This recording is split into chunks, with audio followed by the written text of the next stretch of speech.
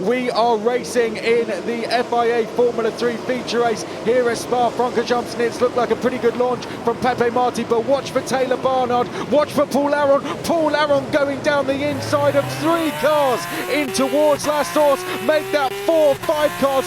He's going to be all the way up into 4th place if he can find the gap, and he's just about been able to do so. And Paul Aron on a charge here, as is Taylor Barnard. Pepe Marti leading, yellow flags out somewhere. Paul Aron could be in the lead by the end of the Kemmel Straight. The suspension appeared to go through each other there as they headed towards the top of the hill. He's up against Fornaroli. How long before Paul Aron is in the lead of this race? I would suggest not long at all. And there's way more spray than any of them expected. They are tippy-toeing down to Les Combes. Look at that blue and black Genza car, Taylor Barnard. He's on a charge. Paul Aron's hit the front here. Clear track ahead for Paul Aron. He is our leader in this feature race. Let's see what happened to Paul Aron taking the lead. And this is the difference between a tyre that's prepared for the conditions and a tyre that's prepared for the conditions in 10 laps time. Paul Aron, blink and you'll miss it.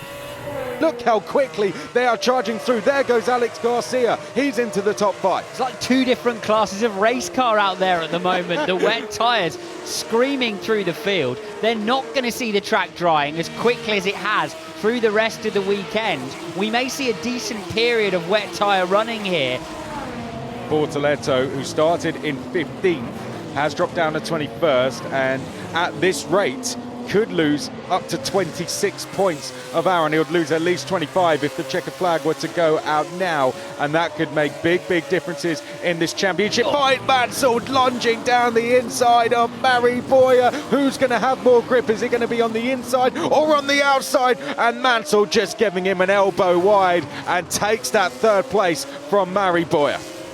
Oh, Ollie Goethe off, and that's coming up Eau Rouge. Yeah. And he's gone clearly into the barriers backwards there, but the good thing is he's out the car, he's walking away. Has he just caught the curb at the base of the hill? Oof, just a nasty moment in the mid-corner there. Whether it's just a snap of oversteer. Oh, I crashed, mate. Here comes Paul Aron, and the F3 pit stops look a little bit different to what you might see in Formula 1. A lot less crew allowed to work on the car. Formula 3 teams increasingly have to deliver these pit stops. You've got Cohen in, Aron just making his way out again. Boyer has come in, Montoya has stayed out. That's Gray, who's also made his way into the pit lane. So several drivers, most relevantly, and I guess most importantly, the race leader, interestingly choosing to jump for the slick and give up track position as a result.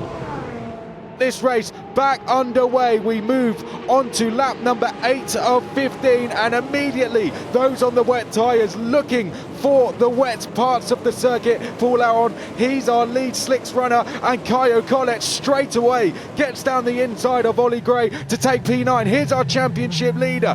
Is he able to find any places in these early stages? Yes, he's going to sail past Ido Cohen there. Now he's trying to line up a move on Johnny Edgar as they come down to Eau Rouge, but our wet runners are escaping, but Paul Aron hanging on to them just a little bit here. Bortoleto moving through this pack, finds himself now 16th. His next target will be Gray, and he'll be setting about it now. Zach O'Sullivan almost on the grass there, trying to get past Franco Colapinto. The Prima driver needs to make places, as does Franco Colapinto though, and once again Zach O'Sullivan going straight on as he comes up towards Les Combes. Someone else going with him as well. Was that Fornaroli? It was, and his Trident teammate Gabriel Bortoleto now leads this queue of cars. He's by Dino Beganovic as well, and he's closing in on the top 10. This is great driving from our championship leader.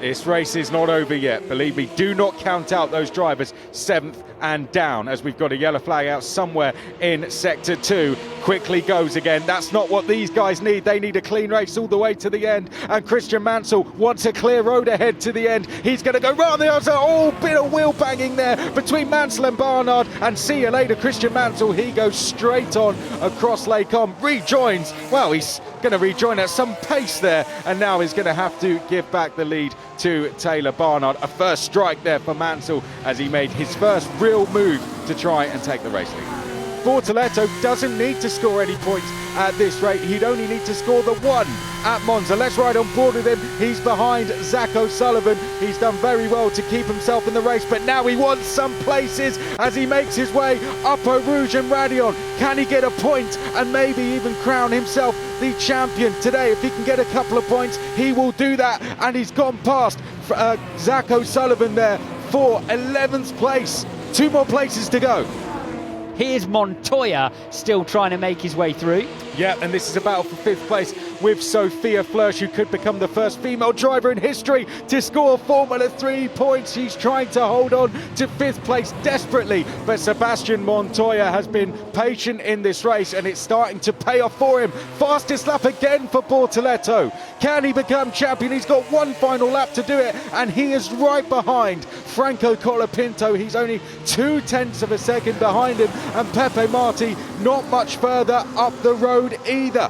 This is fascinating stuff in Formula 3. It always delivers action. And now we're seeing Gabriel Bortoleto down the inside of Franco Colapinto, briefly on the grass there. Can he get it turned in time?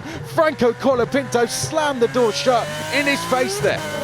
Taylor Barnard out of the final corner. Who would have called this? The young Genza driver comes from P10 to P1. He is a winner in Formula 3. An absolutely superb performance from Taylor Barnard. Christian Mansell made it a grandstand finish. He gave it his best shot. He gained 22 places in that race. And what a day for Genza Motorsport. Nikita Bedrin on the podium for the 2nd time this season. Garcia finishes in 4th. Colette in 5th, Montoya in 6th. Sophia Flörsch becomes the first female driver to score points. Gabriel Bortoleto will not become champion today, but he will only need one single point at Monza to confirm himself as Formula 3 champion.